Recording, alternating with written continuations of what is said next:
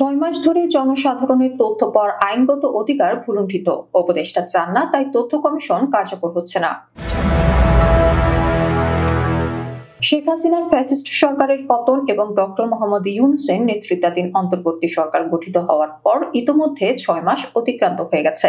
এই ৬ মাস ধরেই তথ্য কমিশন পুরোপুরি অকার্যকর রয়েছে। কারণ তথ্য কমিশনের মূল কাজ হলো তথ্য প্রাপ্তির আইনগত অধিকার প্রতিষ্ঠা বা এই সংক্রান্ত অভিযোগগুলো নিষ্পত্তি করা। অভিযোগ নিষ্পত্তি করার দায়িত্ব যাদের, সেই কমিশনার পদগুলোই শূন্য পড়ে রয়েছে, যে কারণে অভিযোগ নিষ্পত্তি হচ্ছে না।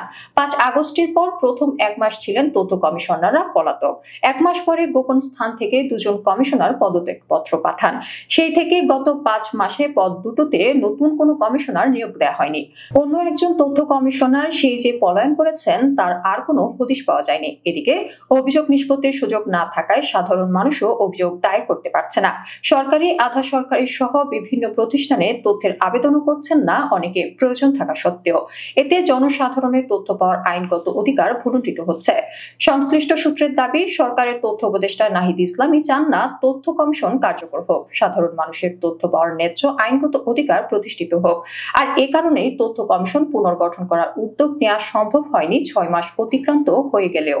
নাম প্রকাশ না করার শর্তে মন্ত্রণালয়ের একাধিক সূত্র এই প্রতিবেদককে জানিয়েছেন, তথ্য কমিশনের শূন্য পদ পূরণের জন্য তারা তথ্য উপদেষ্টা নাহিদ ইসলামের কাছে একাধিকবার মৌখিক প্রস্তাব উপস্থাপন করেছিলেন, কিন্তু উপদেষ্টার রহস্যজনক অনীহার কারণে তথ্য কমিশনার পদগুলো শূন্য পড়ে রয়েছে। কমিশনও কার্যকর করা যাচ্ছে না। তথ্য কমিশনার নিয়োগের জন্য সুপ্রিম কোর্টের একজন বিচারপতির নেতৃত্বে সার্চ কমিটি গঠিত হলেও কমিটির কার্যক্রম এগোচ্ছে না একই কারণে। মন্ত্রণালয়ের সচিব এ ব্যাপারে সার্চ কমিটির সদস্যদের সঙ্গে একাধিকবার যোগাযোগ করেছেন বলে জানা যায়, কিন্তু উপদেষ্টার তরফ থেকে কোনো উদ্যোগ বা ইতিবাচক ইঙ্গিত না থাকায় কমিটির কার্যক্রম ঝিমিয়ে আছে। এদিকে তথ্য কমিশন ভবন পরিচালনা এবং কর্মকর্তা কর্মচারীদের বেতন ভাতা বাবদ প্রতি মাসে সরকারের বিপুল অঙ্কের অর্থ ব্যয় হচ্ছে। তথ্য কমিশন কার্যালয়ের কর্মকর্তা কর্মচারীরা অফিসে আসছেন যাচ্ছেন, কিন্তু তাদের হাতে কোনো কাজ নেই।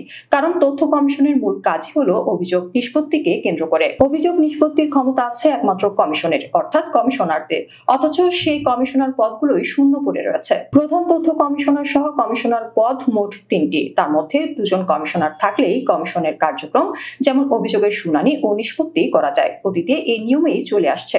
সর্বশেষ কমিশনে অবশ্য ৩ জন কমিশনারই ছিল। প্রধান তথ্য কমিশনার পদে ছিলেন সাবেক সচিব আব্দুল মালেক, কমিশনার পদে ছিলেন সাবেক জেলা জজ শহীদুল আলম ছিনু ও সাংবাদিক মাসুদা বাট্টি। গত ৫ আগস্ট শেখ হাসিনা সহ সরকারের মন্ত্রী, এমপি, নেতা নেত্রীরা পালিয়ে যাওয়ার সঙ্গে সঙ্গে তার নিয়োজিত এই কমিশনাররাও পালিয়ে যান। কারণ এই কমিশনাররা ছিলেন শেখ হাসিনার ফ্যাসিবাদী সরকারের বিশেষ সুবিধাভোগী ও নানা দুর্নীতি অপকর্মের সহযোগী। আওয়ামী লীগ আমলে পৌনে ১৬ বছরে সরকারের বিভিন্ন পদে থেকে এরা বিশেষ সুবিধা ভোগ করেছেন, নানা অনিয়ম দুর্নীতির মাধ্যমে নিজেদের আখের গুছিয়ে নিয়েছেন এবং শেখ হাসিনার ফ্যাসিবাদী হাতকেও শক্তিশালী করেছেন। সেই সব অপকর্মের পরিণতি তাদের ভোগ করতে হবে, এটা বুঝতে পারছিলেন, আর তাই তাৎক্ষণিকভাবে গা ঢাকা দেন। বেশ কয়েকদিন অফিসে আসেননি কেউই। পরবর্তীতে ২-১ দিন অফিস করলেও প্রধান তথ্য কমিশনার আব্দুল মালেক এবং কমিশনার শহীদুল আলম ছিনু প্রতিকূল পরিস্থিতিতে অজ্ঞাত স্থান থেকে পদত্যাগপত্র পাঠান। তাদের সেই পদত্যাগপত্র গৃহীত হয় ৫ সেপ্টেম্বর। অন্য আরেক কমিশনার মাসুদা ভাট্টি সেই যে পালিয়েছেন, আর খোঁজ পাওয়া যায়নি। ৫ আগস্টের পর থেকেই তিনি পলাতক। তিনি আদৌ দেশে আছেন কিনা এ কথাও কেউ বলতে পারছিলেন না। অফিসের কর্মকর্তারা মাসুদা ভাট্টির সঙ্গে যোগাযোগের চেষ্টা করেও হদিস পাননি।